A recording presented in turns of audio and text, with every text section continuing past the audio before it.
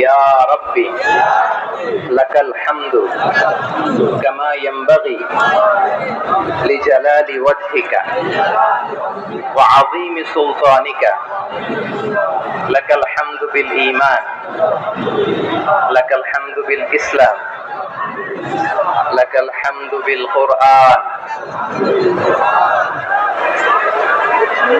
মরহুম মাওলানা শহীদুল্লাহ স্মৃতি সংসদ ও পেকুয়া সমাজ উন্নয়ন পরিষদের যৌথ উদ্যোগে আয়োজিত আজকের এই অষ্টম তাফসীরুল কোরআন মাহফিলের সম্মানিত সভাপতি, প্রধান অতিথি, বিশেষ অতিথি, মঞ্চে উপবিষ্ট মেহমানবৃন্দ এবং দেশ বরেণ্য প্রথিতযশা ওলামায়ে কেরাম যারা সকাল 10টা থেকে আজকের এই বিশাল তাফসীরুল কোরআনের ময়দানে আলোচনা করেছেন, আমি সবার প্রতি কৃতজ্ঞতা, অভিনন্দন, মোবারকবাদ জানিয়ে শুরু করছি। আল্লাহ রাব্বুল ইজ্জত জালালের দরবারে শুকরিয়া জ্ঞাপনের পাশাপাশি আমি আপনাদের শুকরিয়া জানাই যারা কক্সবাজারের বিভিন্ন থানা থেকে, চট্টগ্রামের বিভিন্ন থানা থেকে এবং বাংলাদেশের বিভিন্ন জেলা থেকে আজকে আমাদের এই প্রোগ্রামে প্রায় দীর্ঘ 5 বছর পর যে তাফসীরুল কোরআনের প্রোগ্রাম দিয়ে এবছর আমরা প্রোগ্রাম শুরু করছি, সেই প্রোগ্রামে আপনারা জয়েন করেছেন। আপনাদের সবাইকে অন্তরের অন্তঃস্থল থেকে শুভেচ্ছা জানাই। আমি অন্তরের অন্তঃস্থল থেকে শুভেচ্ছা জানাতে চাই আমার প্রিয় সাংবাদিক বন্ধুদের, electronics media, printing media, YouTuber ভাইদের।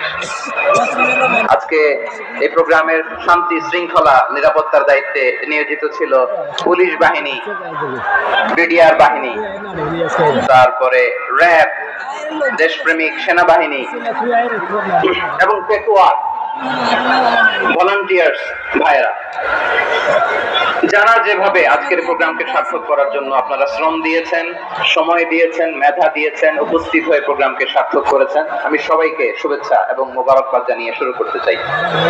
সম্মানিত ভাইরা, আমাদের সময় হাতে খুব কম।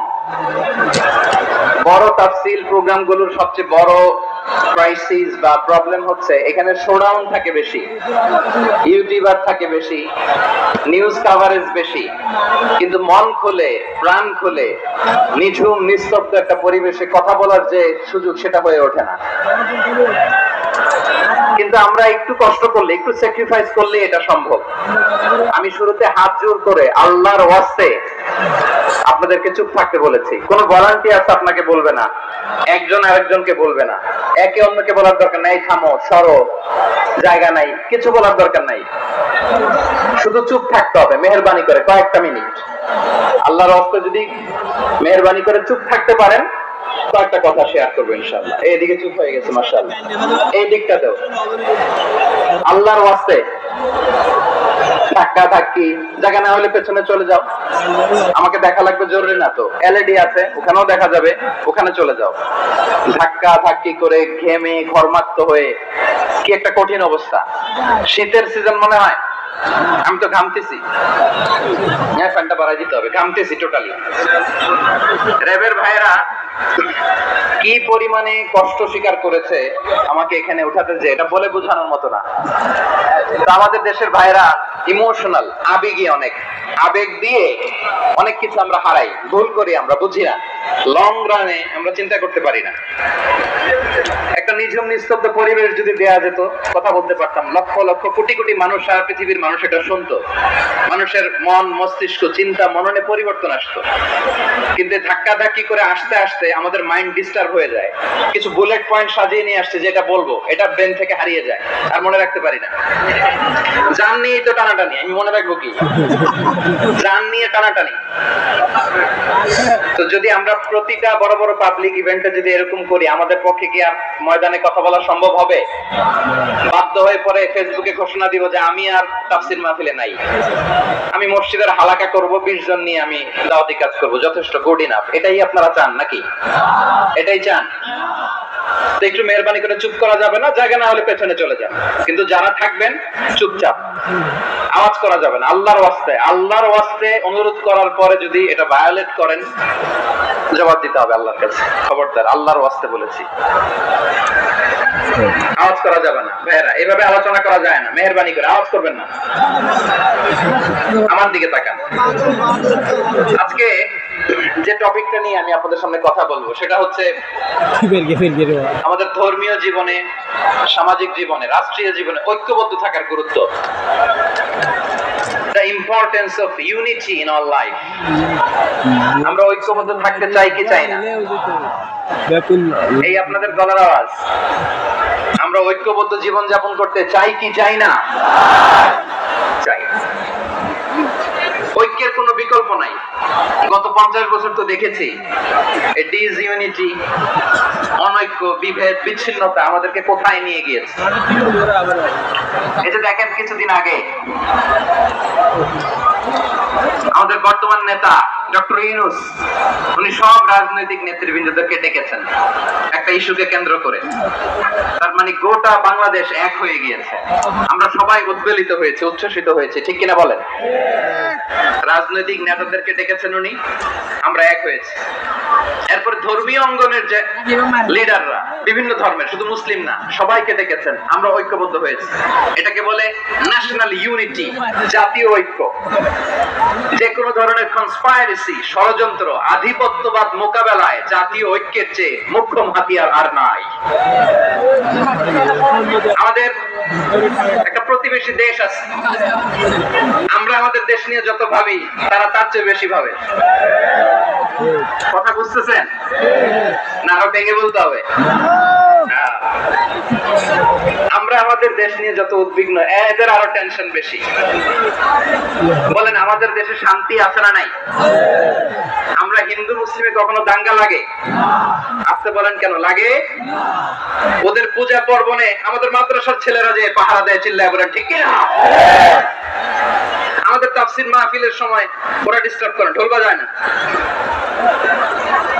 ওদের পূজা পার্বণের সময় আমাদের তাফসীর মাহফিলের ডেট হলে আমরা চেঞ্জ করে দেই। সুবহানাল্লাহ, কি সাম্প্রদায়িক সম্প্রীতির রোল মডেল। আর ওই বাংলাদেশের ব্যাপারে তারা অনেক ডিসইনফরমেশন ছড়াচ্ছিল। ভারতের অনেকগুলো গণমাধ্যম, আমি জেনারেলাইজ করব না, আমাদের প্রতিবেশী দেশের সব গণমাধ্যমকে আমি দোষ দিতে চাই না, অনেকগুলো গণমাধ্যম তারা ডিসইনফরমেশন শেয়ার করেছে। ডিসইনফরমেশন আর মিস ইনফরমেশনের পার্থক্য আছে। মিস ইনফরমেশন না জেনে ভুল বুঝে একটা মিথ্যা বা ভুল তথ্য ছড়িয়ে দেয়া, এটার ক্ষমা আছে, এটার কি আছে? আর ডিসইনফরমেশন মানে ইচ্ছা করে, প্ল্যান করে, ম্যাপ করে, ছক এঁকে মিথ্যা, গুজব, রটনা সোশ্যাল মিডিয়ায় ছড়ানো, এটার ক্ষমা আছে? আওয়াজ করে বলেন ক্ষমা আছে? ভারতের কিছু গণমাধ্যম তাই করেছে, আমরা ব্যথিত হয়েছি, আমাদের হৃদয়ে রক্তক্ষরণ হয়েছে। আমাদের প্রতিবেশী দেশকে বলতে চাই, আমাদের দেশ নিয়ে আপনাদের ভাবার দরকার নাই, নিজের চরকায় তেল দেন, নিজের দেশ নিয়ে ভাবেন। গত মাসের ভয়েস অফ আমেরিকার রিপোর্ট, বাংলাদেশে সংখ্যালঘু জনগোষ্ঠী আগের চেয়ে বেশি নিরাপত্তা পাচ্ছে। Report voice of America, Muslim report নাকি? মুসলিম জরিপ, ভয়েস অফ আমেরিকা। কথা বুঝে নাই বোধহয়? ভয়েস অফ আমেরিকা কি আমাদের রিপোর্ট না? ভয়েস অফ আমেরিকার জরিপ, বাংলাদেশের সংখ্যালঘু জনগোষ্ঠী আগের চেয়ে ভালো নিরাপত্তা পাচ্ছে। শুধু এখানেই শেষ না, মাইক্রোসফটের একটা জরিপ শোনাই আপনাদেরকে। তারা সারা পৃথিবীতে গুজব, ভুয়া আর মিথ্যা নিউজ ছড়ানোতে কোন দেশ সেরা একটা রিপোর্ট করেছে। এর মধ্যে 1 নম্বরে এসেছে ভারতের নাম। মাইক্রোসফট তো মুসলমানরা চালায় না? কথা বুঝে নাই বোধহয়? প্রতিবেশী দেশকে বলবো, আপনারা নিজের চরকায় তেল দেন, আপনারাও শান্তিতে থাকেন, আমাদেরকেও শান্তিতে থাকতে দেন। সব চেঞ্জ করা যায়, প্রতিবেশী চেঞ্জ করা যায় না। আমাদের ল্যান্ড তাদের ল্যান্ড, পাশাপাশি। আমরা চাই তারাও সুখে থাক, আমরাও সুখে থাকি, ঠিক কিনা? কিন্তু প্রতিবেশী হলে বন্ধুত্বপূর্ণ আচরণ করতে হয়। প্রতিবেশী যদি বন্ধু না হয়ে প্রভু হতে চায়, এরকম দানব প্রতিবেশী কেউ চায় না। ভারত যদি বন্ধুত্ব উপহার দেয়, আমরা বন্ধুত্ব দিব, কি বলেন? তারা যদি যদি বন্ধুসুলভ আচরণ করে আমরাও বন্ধুত্ব উপহার দেবো, কারণ আমাদের পররাষ্ট্র নীতি হচ্ছে সবার সাথে বন্ধুত্ব, কারোর সাথে বৈরিতা নয়। আলহামদুলিল্লাহ বলেন, কত চমৎকার পলিসি আমাদের। আমরা নির্বিবাদী, আমরা বাংলাদেশিরা শান্তিকামী, we are proud of that. এজন্য আমরা গর্ববোধ করি আমাদের পররাষ্ট্র নীতি সবার সাথে বন্ধুত্ব, কারোর সাথে শত্রুতা নয়। তাই প্রতিবেশী দেশকে বলবো, আমার ভাইয়েরা আপনারাও আমাদের ভাই, বন্ধুত্ব দিলে বন্ধুত্ব পাবেন। বন্ধুত্ব ইজ ওয়েলকাম, দাদাগিরি নয়। বন্ধুত্ব ওয়েলকাম, দাদাগিরি নয়, লাউড এন্ড ক্লিয়ার। ভারত যদি বন্ধুত্ব দেখায় বন্ধুত্ব পাবে, কিন্তু ভারত যদি বাংলাদেশে আধিপত্যবাদ বিস্তার করতে চায়, বাংলাদেশের 18 কোটি জনগণ সেটা রুখে দেবে। ভারত যদি গৌর গোবিন্দের ভূমিকায় নামতে চায়, দেশের 18 কোটি মুসলমান শাহজালালের ভূমিকায় নামবে।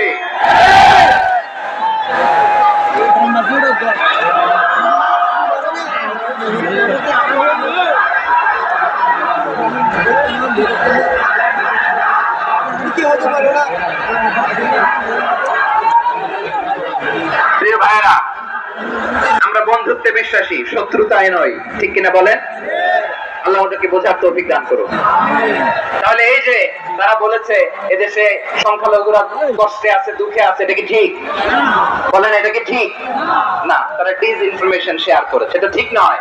আমার প্রতিবেশী বন্ধু রাষ্ট্রকে বলবো, আপনারা এটা করবেন না, এটা করবেন না। আমরা শান্তিতে আছি, আপনারাও শান্তিতে থাকেন, আমাদেরকেও শান্তিতে থাকতে দেন। এই যে চিটাগাংয়ের অ্যাডভোকেট আলিফ হত্যাকাণ্ডে গোটা বাংলাদেশ আমরা ধৈর্যের পরাকাষ্ঠা দেখিয়েছি, চিল্লায় বলেন ঠিক কিনা? আমাদের নেতা আমাদেরকে ডেকেছে, আমরা শান্ত থেকেছি। আমরা শান্ত থাকতে চাই, আমরা ঐক্যবদ্ধ থাকতে চাই। যে কোনো ষড়যন্ত্র রুখে দেওয়ার জন্য ঐক্যবদ্ধ প্রচেষ্টার কোনো বিকল্প নাই।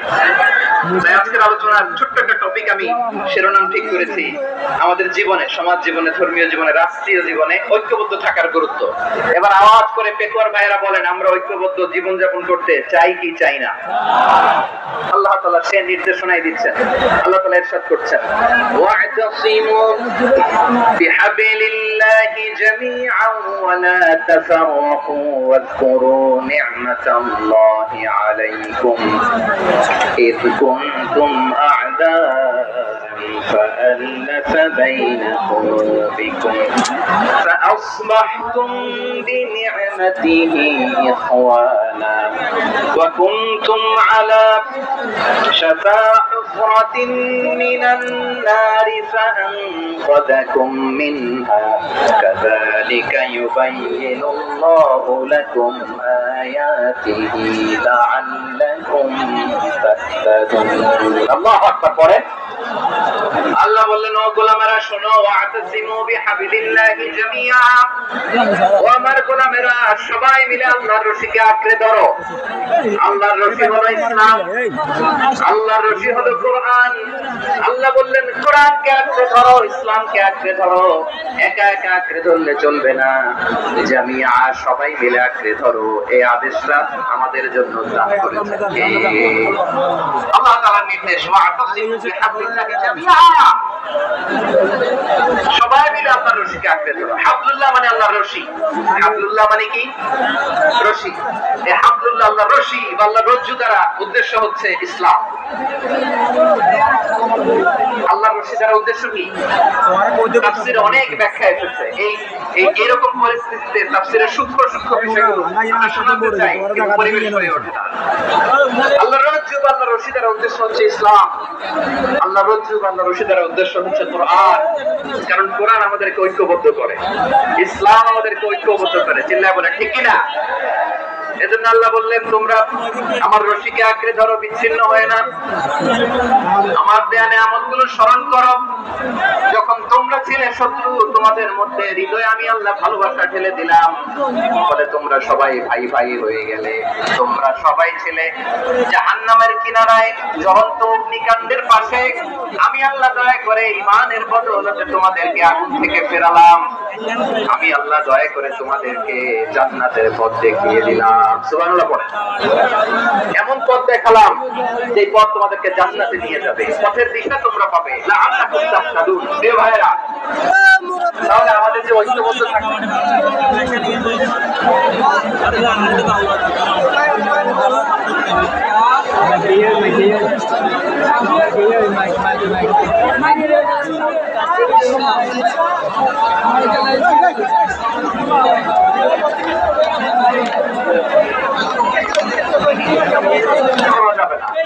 বিরোধ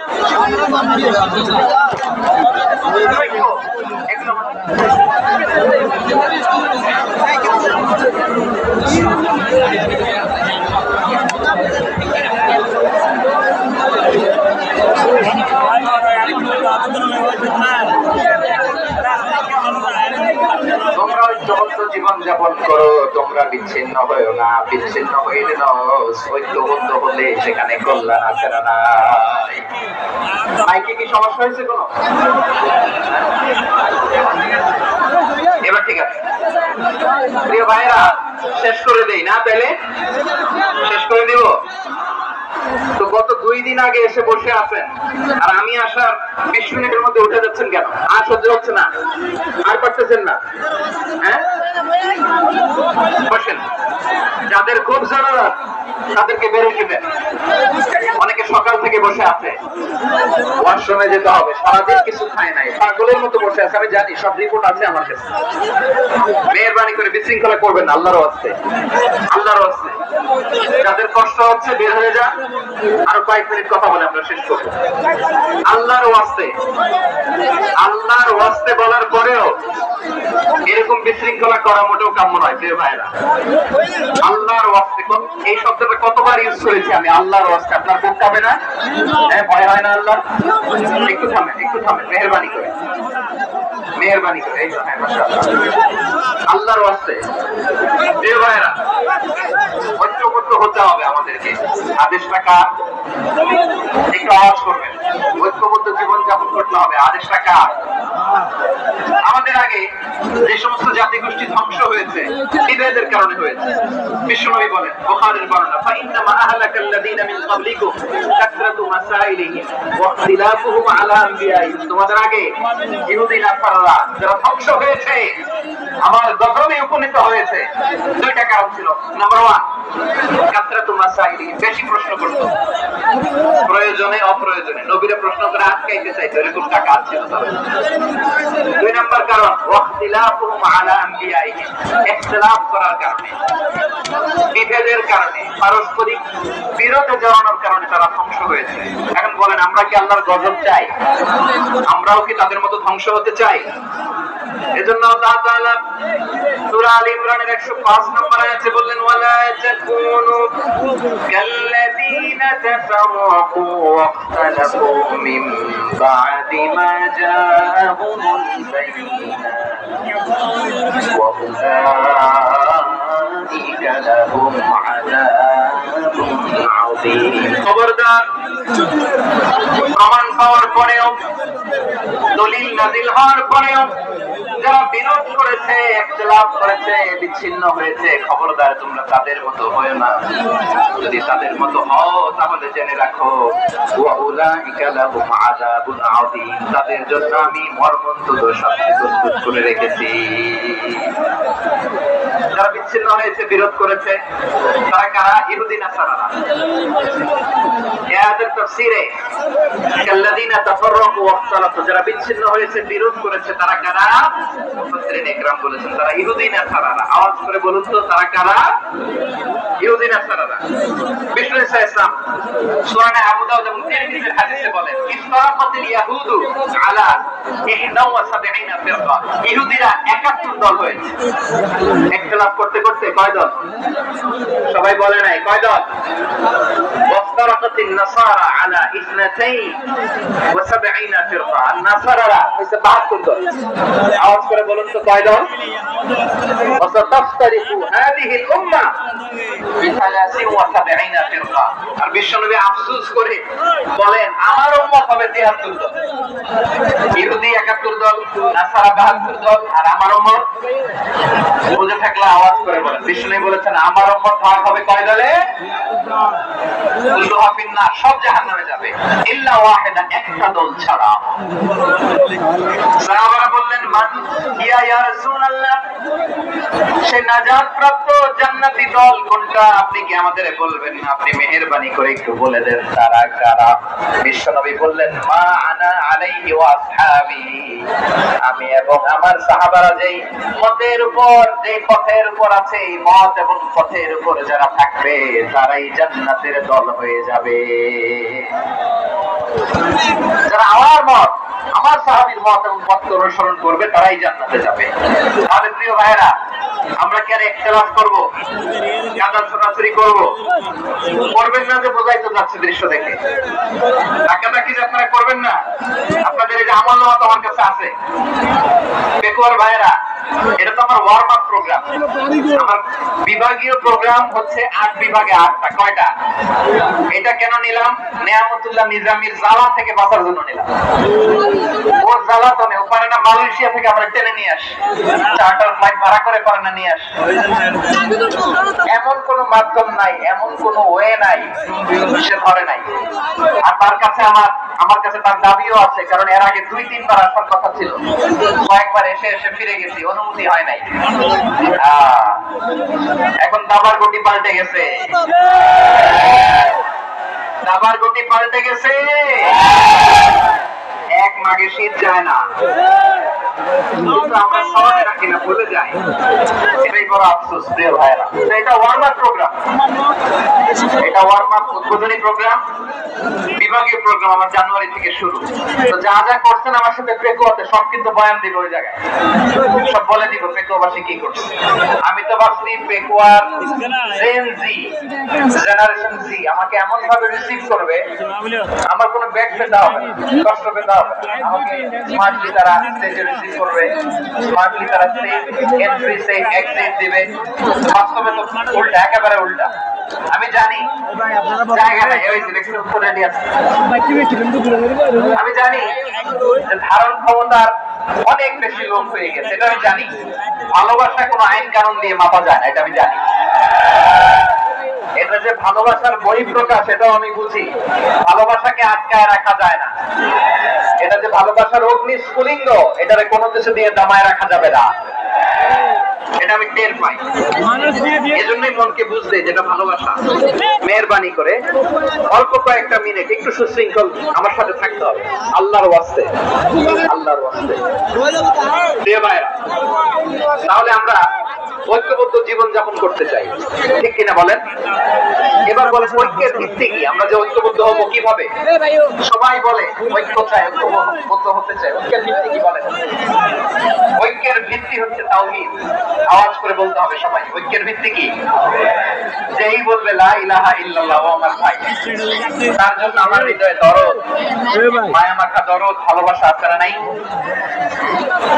তাওহীদ, এই মুসলিম উম্মার ঐক্যের ভিত্তি তাওহীদ। পেকুয়ার ভাইরা মনে রাখেন, মেসেজগুলো মনে রাখেন। মুসলিম উম্মার ইউনিটি, ঐক্য, এটার ভিত্তি হচ্ছে তাওহীদ। যেই পড়বে লা ইলাহা ইল্লাল্লাহ, সে আমার কি? এজন্য বিশ্বনবী বলেন, মান ক্বালা লা ইলাহা ইল্লাল্লাহ, যে ব্যক্তি বলবে লা ইলাহা ইল্লাল্লাহ মুখলিসান মিন কলবিহি, অন্তর থেকে যে পড়বে লা ইলাহা ইল্লাল্লাহ, দাখালাল জান্নাহ, সে জান্নাতি হয়ে যাবে। সুবহানাল্লাহ বলেন। যেই পড়বে লা ইলাহা ইল্লাল্লাহ, সে কই যাবে? জান্নাতি হয়ে যাবে।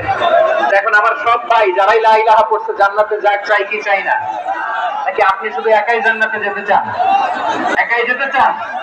জান্নাতে একা আমি যাব না তো ভাই, তোমাকেও জান্নাতে দলে নিতে চাই। সবাই বলে জান্নাতে একা আমি যাব না তো ভাই, তোমাকেও জান্নাতে দলে নিতে চাই। আমাদের জান্নাতের দল ভারী হোক, আমরা চাই কি চাই না? যেই বলবে লা ইলাহা ইল্লাল্লাহ, ওই আমার ভাই, সে জান্নাতে যাক, এটাও আমি চাই, ঠিক কিনা? নাকি সবাইরে জাহান্নামে পাঠাই, খালি আপনি জান্নাতে ঢুকবেন? আচ্ছা বলেন, সব গেছে জাহান্নামে, আপনি একা জান্নাতে, ওই জান্নাতে ভালো লাগবে আপনার? আকল খাটান, সব জাহান্নামে গেছে, যান। এক কাফের, ও জালেম, ও নাস্তিক, সব গেছে জাহান্নামে, আপনি একা জান্নাতে, ওই জান্নাতে ভালো লাগবে? জান্নাতে আমি একা যেতে চাই না, আমার জান্নাতের দলকে আমি ভারী করতে চাই। চিল্লায় বলো ঠিক কি না? যারাই বলবে লা ইলাহা ইল্লাল্লাহ, তারা আমার ভাই। বিশ্বনবী এই কথাটা আরো চমৎকার ব্যাখ্যা করেছেন। তিনি বলেন, মান সাল্লা সালাতানা ওয়াস্তাকবালা কিবলাতানা صلاتنا فذلك المسلم له ذمة الله وذمة رسوله فلا تخفر الله في ذمته বিশ্বনবীর তিনটা ক্রাইটেরিয়া শুনিয়ে দিলেন তিনি বললেন মান সাল্লা সালাতানা যে ব্যক্তি আমাদের মতো নামাজ পড়ে ওয়াস্তাকবালা কিবলাতানা আমাদের কিবলারে কিবলা মানে ওয়াকালা যাবিহাতানা আমাদের জবাই করা পশু খায় ফাযালিকাল মুসলিম সেই মুসলমান আমার মতো নামাজ পড়ে মানে কি তার ডিভাইন অ্যাক্টিভিটি আমার মতো তার ইবাদতের সিস্টেম আমাদের মতো ওয়াস্তাকবালা কিবলাতানা মানে কি আমার যে ডাইরেকশন তারও একই direction to the direction of কাবা আল্লাহু আকবার কাবার দিকে হয়ে সে নামাজ পড়ে আমার ডাইরেকশন তার ডাইরেকশন আমার ডেস্টিনেশন তার ডেস্টিনেশন এক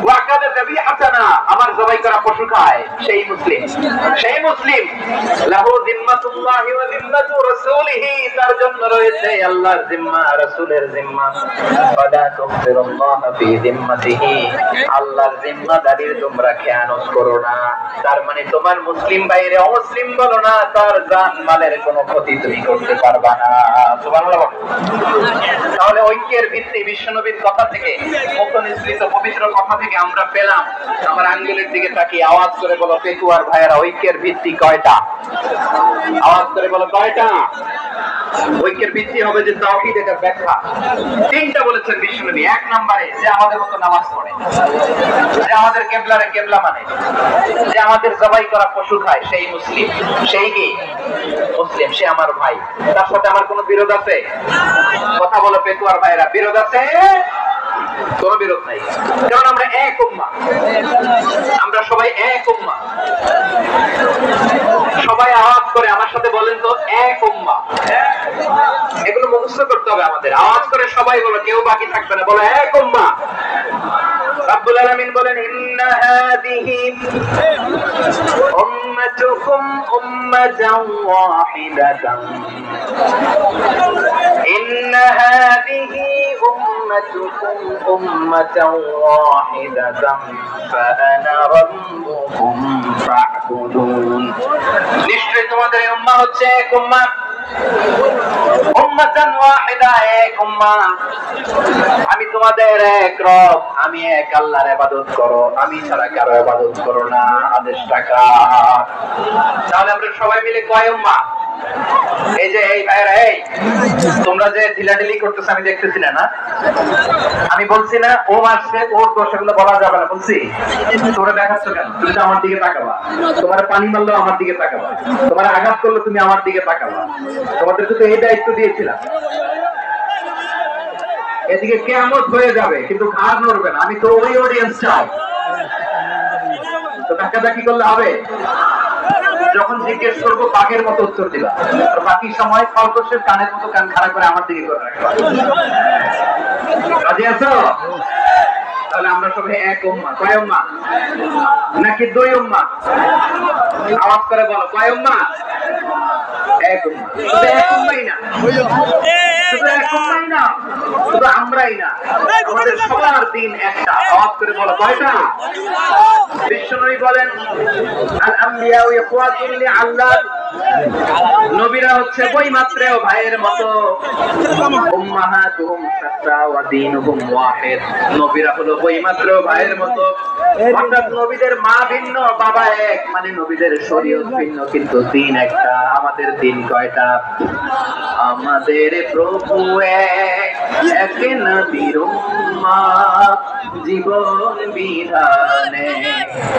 ওই শিবানী কোরআন আমাদের প্রভু এক নবীর উম্মাহ জীবন বিধানে ওই শিবানী কোরআন তবে কেন এক নও হে মুসলমান এক হও করিয়া হবান বাইতুল্লাহ এক আওয়াজ করে বলো আমাদের বাইতুল্লাহ কয়টা বাইতুল্লাহ এক মদিনা শরীফ এক ওহদ পাহাড় এক বদরের মাঠে এক জীবন আর মরণ যে এক এটাই একসাথে মিলে মিশে একটাই প্রাণ। তবে কেন এক নও হে মুসলমান, এক হও করিয়া আহ্বান। সবাই মিলে আমাদের প্রভু এক, জীবন বিধানে ওই শিবানী কোরআন। একসাথে আমাদের প্রভু এক, জীবন বিধানে ওই শিবানী কোরআন। তবে কেন এক নও হে মুসলমান, এক হও করিয়া আহ্বান। আওয়াজ করে পড়ুন আল্লাহু আকবার। আমার কলিজার টুকরা পেকুয়ার ভাইরা মাশাআল্লাহ এখন অনেক শান্ত হয়েছে। বলেন আমরা কয় উম্মাহ?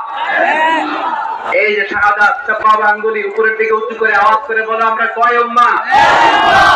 আওয়াজ করে বলো আমরা কয় উম্মাহ? মাশাআল্লাহ আমরা এক উম্মাহ, এক উম্মাহ আমরা। খবরদার, গোটা বিশ্ব আমাদের এই আঙ্গুলি দেখেছে আমরা এক উম্মাহ। শুধু আমরা এক উম্মাই না, আমরা এসেছি এক উৎস থেকে। কয় উৎস? from Adam and Eve, আদম এবং হাওয়া, ওনার সন্তান আমরা। তার ছেলে মেয়ে থেকে, তার ছেলে মেয়ে থেকে, তার ছেলে মেয়ে থেকে আমি। তার মানে রাস্তাঘাটে এদিকে সেদিকে যাকেই দেখি সে আমাদের এই বিরাট পরিবারের কেউ না কেউ। চিল্লায় বলেন ঠিক কিনা? এই যে যারা বসে আছে আমরা কোনো না কোনো ভাবে তো আত্মীয়। কি বলেন? কারণ আদি পিতাকে সবাই বলে না, আদি পিতাকে, আদি মাতাকে হাওয়া আলাইহিস সালাম। তার মানে আমরা উম্মাহ এক, আমাদের উৎস মানে এক অরিজিন থেকে আমরা এসেছি। সূরাতুল হুজরাতে আল্লাহ চমৎকার ভাবে বলেছেন। এবং এই আয়াতটা দিয়ে 2022 সালে ফিফা ওয়ার্ল্ড কাপ কাতারে শুরু হয়েছে। দেখেন কাতার কি স্মার্টলি গোটা বিশ্বকে এক উম্মার কনসেপ্ট দিয়েছে। সুবহানাল্লাহ পড়েন। সূরাতুল হুজরাত আল্লাহ বলেন ইয়া আইয়ুহান নাসু ইন্না خلقناكم من ذكر وأنثى وجعلناكم شعوبا وقبائل لتعارفوا إن أكرمكم عند الله أتقاكم إن الله عليم خبير।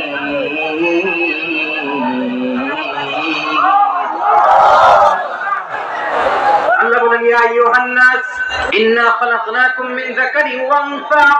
ও দুনিয়ার মানুষেরা শোনো, তোমাদের সবাইকে সৃষ্টি করেছি এক পুরুষ এক নারী থেকে। আওয়াজ করে বলতে হবে পুরুষটার নাম কি? আদম আলাইহিস সালাম। এবার আওয়াজ করে বলুন নারীটার নাম কি? মিন যাকারিন ওয়া উনসা, এক নারী এক পুরুষ থেকে তৈরি করেছি। যাতে যাতে দলে দলে তোমাদেরকে বিভক্ত করেছি, যাতে একে অপরের সাথে পরিচিত হতে পারো। So may you interact each other. বিভিন্ন দেশে বিভিন্ন দলে তোমাদেরকে বিভক্ত করেছে যাতে ইন্টারঅ্যাকশন হতে পারে, তাআরুফ হতে পারে। লিতাআরুফু, যাতে তাআরুফ হয়, পারস্পরিক পরিচিতি হয়। তাহলে আমাদের অরিজিন এক। এই আয়াতটা যে কত powerful. This verse addresses the entire human being. অনেক আয়াতে আল্লাহ বলে ইয়া আইয়ুহাল্লাযিনা আমানু, ওহে মুমিনরা। অনেক আয়াতে আল্লাহ বলে ওহে মুসল্লিরা, ওহে মুমিনরা, ওহে বিশ্বাসীরা। কিন্তু এখানে আল্লাহ মুমিন মুসল্লি আস্তিক নাস্তিক ভেদে সবাইকে একসাথে অ্যাড্রেস করেছেন। আল্লাহ বলেছেন ইয়া আইয়ুহান নাস, ওহে মানব সকল। He addresses the entire human being regardless the colors, the races, the languages, the ethnicities, and reminded us we all from one origin. চিল্লায়ে বলেন আল্লাহু আকবার। আল্লাহ বলেন তোমাদের সবাইকে বানিয়েছি এক পিতা আদম, এক মাতা হাওয়া থেকে। দলে দলে গ্রামে গ্রামে ছড়িয়ে দিয়েছি যাতে করে তোমরা পরিচিত হতে পারো। আমি আল্লাহর কাছে তোমাদের কোন ধরনের আলাদা মর্যাদার কোন স্ট্যান্ডার্ড নাই, একটা ছাড়া। ইন্না আকরামাকুম ইনদাল্লাহি আতকাকুম, আমার কাছে তার মর্যাদা সব চাইতে বেশি, যার হৃদয়ে তাকওয়া থাকবে বেশি। আল্লাহর কাছে ধনী গরিবের পার্থক্য নেই, লম্বা খাটোতে পার্থক্য নাই, আরব অনারবে পার্থক্য নাই। এই আয়াত নাজিল করে আল্লাহ তাআলা বিভেদের দেয়াল বা প্রাচীরকে ভেঙে গুড়িয়ে দিয়েছে। সবাই সমান, আমরা সবাই সমান, কোনো পার্থক্য নাই। তাহলে আমরা এক উম্মাহ। আওয়াজ করে বলতে হবে আমরা কি? আমরা কয় উৎস থেকে এসেছি? এক উৎস। এবার আল্লাহ বললেন শুধু চাই না, বিশ্বনবী আমাদের শিখিয়ে দিলেন শুধু এক উম্মাহ না, শুধু এক উৎস না, তোমরা এক দেহ এক প্রাণ। আল্লাহু আকবার। এক দেহ এক প্রাণ, বানানোর কথা না, বিশ্বনবীর কথা। বিশ্বনবী বলেন মাসালুল মুমিনিনা ফি তাওয়াদিহিম ওয়া তাআতুফিহিম ওয়া তারাহুমিহিম মাসালুল জাসাদ। মুমিনের ভালোবাসা, সম্প্রীতি, ঔদার্যতা, এটার দৃষ্টান্ত কি? লাইক ওয়ান সিঙ্গেল বডি, একটা দেহের মতো সবাই। ইনিশতাকা মিনহু উদুন তাদাআলাহু সাইরুল জাসাদ